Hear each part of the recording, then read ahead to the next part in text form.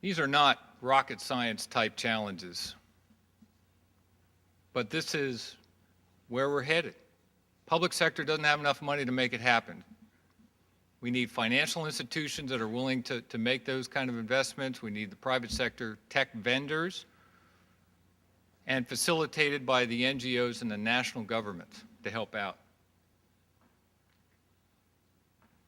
So there's two basic questions that people at this workshop, and it's a program, by the way, it's not a one-off, so you can sign up to help out. These are the two basic questions. If you're an investor, you're asking, what's the policy environment in your country like? And is it going to be the right risk for me, or are there ways that we can reduce it? Good example is the legal system. Is a contract binding? Are we going to be able to do a deal, close on it, and then be repaid later, or not? From a country's perspective, you know, we love the idea of more electricity. We want to be helping on the global warming thing. We want all those solar panels here. But how do we attract the investment to get them in? So we hope that the workshop program, credit Andy for a lot of this, but Barry's on the team now to make it happen, will not only be successful in our little world, but we want to scale this. We want to go faster. We want to touch more countries. And we think we're onto something here that's a bit different. I want to say a little bit about the public-private partnerships because they are so, so important.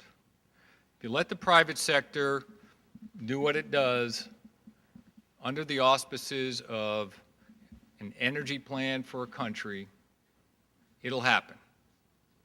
And that's where the public sector can really facilitate it. You know, making a call to the Minister of Energy was just one small example.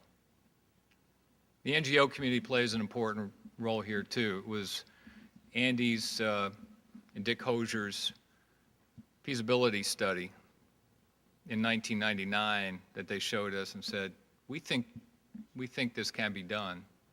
You guys are the right guys to do this. What do you think?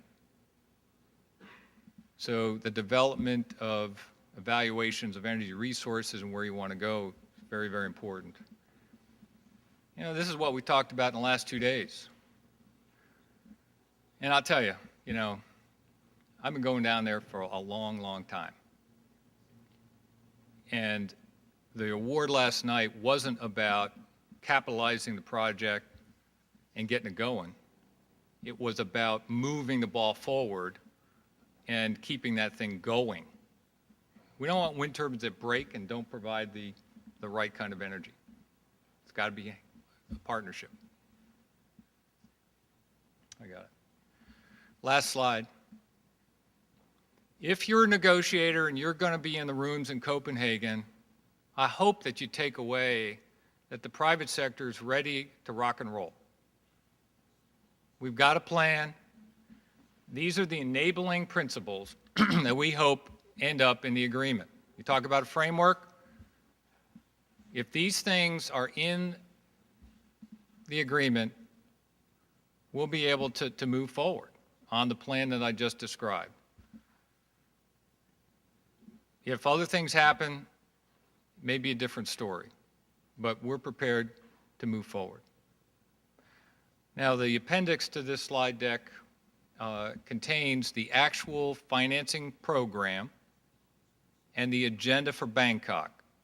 So you can see precisely how the speakers are working, how the action plans are going to be developed with the ministers, how the follow-up is going to take place with the help of the United Nations agencies.